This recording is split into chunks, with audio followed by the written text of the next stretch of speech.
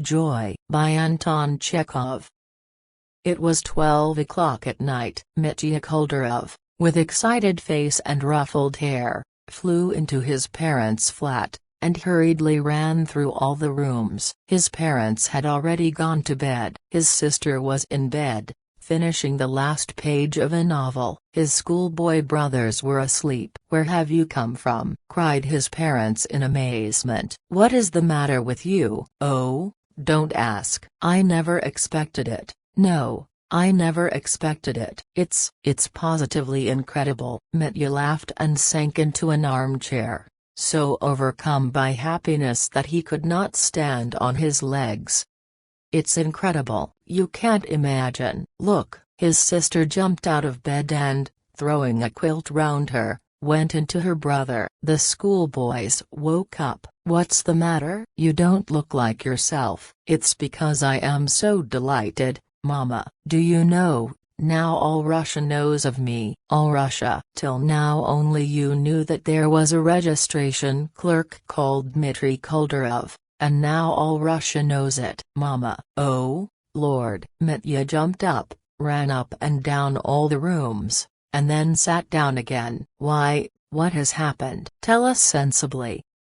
You live like wild beasts, you don't read the newspapers and take no notice of what's published, and there's so much that is interesting in the papers. If anything happens it's all known at once, nothing is hidden." "How happy I am." "Oh, Lord, you know it's only celebrated people whose names are published in the papers, and now they have gone and published mine." "What do you mean?" "Where?" The papa turned pale. The mama glanced at the holy image and crossed herself. The schoolboys jumped out of bed and, just as they were, in short nightshirts, went up to their brother.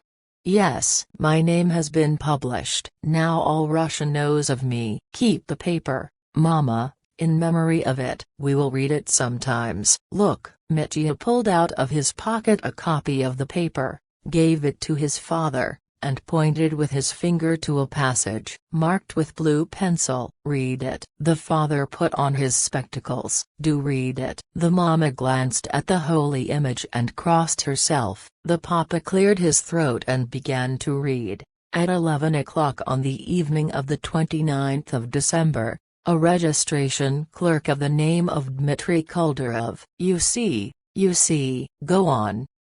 "A registration clerk of the name of Dmitry Koldarov, coming from the beer shop in Kozyhin's buildings in Little Bronaya in an intoxicated condition." "That's me and Semyon Petrovich." "It's all described exactly." "Go on." "Listen." "Intoxicated condition, slipped and fell under a horse belonging to a sledge driver, a peasant of the village of Durakino in the Yanovsky district, called Ivan Dratov." "The frightened horse, stepping over Koldarov and drawing the sledge over him, together with a Moscow merchant of the second guild called Stepan Lukov, who was in it, dashed along the street and was caught by some house porters.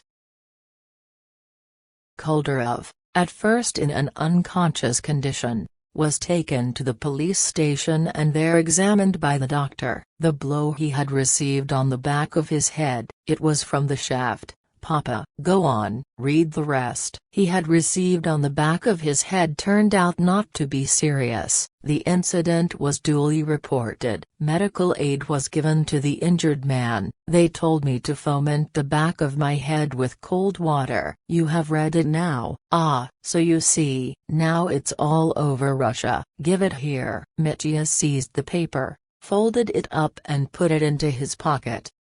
"I'll run round to the Makarovs and show it to them. I must show it to the Ivanitskys too, Natasya Ivanovna, and Anisim Viliach. I'll run." "Goodbye." Mitya put on his cap with its cockade and, joyful and triumphant, ran into the street.